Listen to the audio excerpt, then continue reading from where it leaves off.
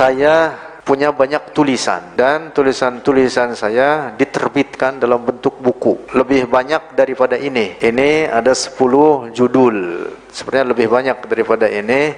Yang ada diterbitkan baru sekian ini dan beberapa yang lainnya. Satu dengan judul Siapakah Ahlus Sunnati wal Jamaah. Ini penjelasan tentang kebenaran akidah Asy'ariyah Maturidiyah, Aqidat Ahlus Sunnati wal Jamaah, dengan dalil-dalilnya. Lalu ini Islamic Theology. Ini terjemahan dari kitab Daf'u Syubahit Tashbih bi Aqfit Tanzih, dengan beberapa tambahan catatan dari saya, membahas tentang takwil ayat-ayat mutasyabihat dan hadis-hadis mutasyabihat, karya Al-Imam Al-Hafiz Ibnul Jauzi. Ini sangat penting. Semuanya penting. Saya bukan dagang ini. Saya berniat menyebarkan ilmu, jadi harus beli, tapi bukan dagang, bukan. Ketiga, mengenal tasawuf Rasulullah. Saya turunkan dari berbagai kitab bahwa ajaran tasawuf itu memiliki dasar dalam Al-Quran dan dalam hadis-hadis Rasulullah. Makanya dengan judul Mengenal Tasawuf Rasulullah, artinya bahwa ajaran tasawuf itu sudah ada dari zaman Rasulullah. Dalil-dalilnya saya turunkan di sini dari berbagai kitab. Kemudian ini judulnya Allah Ada Tanpa Tempat dan Tanpa Arah. Diturunkan dari ratusan kitab para ulama. Aqwalul ulama, perkataan para ulama dari masa ke masa, dari zaman para sahabat, tabi'in, tabi'in terus. Bahkan beberapa ulama di Indonesia, saya kutip pernyataan mereka dalam karya-karya mereka dalam menetapkan Allah ada tanpa tempat dan tanpa arah.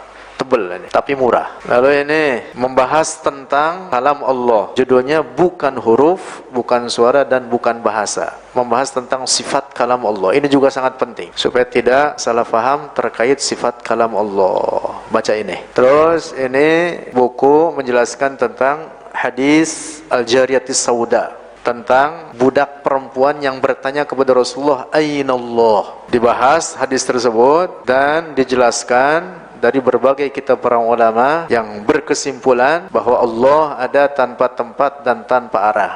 Lalu pemahaman hadis tersebut seperti apa dijelaskan dalam buku ini. Namanya hadis Al-Jariyatis Sauda, hadis perempuan budak hitam.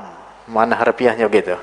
Lalu akidah imam 4 madhab, tafsir tentang istawa yang disandarkan bagi Allah, penjelasan makna istawa dari 4 madhab, imam 4 madhab, Al-Imam Abu Hanifah, Imam Malik, Imam Syafi'i, dan Al-Imam Ahmad Ibn Hanbal.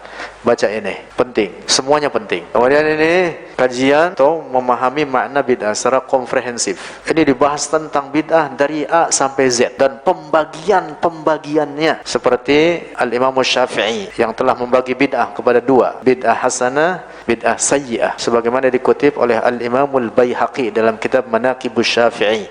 Juga para ulama lainnya saya turunkan dalam buku ini supaya tidak sembarangan menuduh ahli bid'ah kepada orang lain. Baca buku ini. Lalu membela kedua orang tua Rasulullah dari tuduhan keji orang-orang Wahabi yang mengkafirkan keduanya. Kita mencintai Rasulullah dan mencintai kedua orang tua Rasulullah, ibunda Rasulullah, ayahanda Rasulullah, dan keduanya min ahlin najat. Di akhirat adalah tinggi derajat mereka, dan mereka adalah, keduanya adalah penduduk surga. Ini saya turunkan dari berbagai kitab, terutama karya-karya Al-Imam Jalaluddin As-Suyuti, seperti Masalikul Hunfa fi Najati Walidayil Mustafa, dan beberapa risalah lainnya. Para ulama kita, ulama Ahlus Sunnah, telah menetapkan bahwa kedua orang tua Rasulullah penduduk surga. Orang Wahabi jelek mengatakan keduanya penduduk neraka. Lalu mereka mencari-cari dalil dengan hadis riwayat Imam Muslim yang dipelintir oleh mereka pemahamannya, walaupun sebenarnya sudah dijelaskan oleh para ulama terkait hadis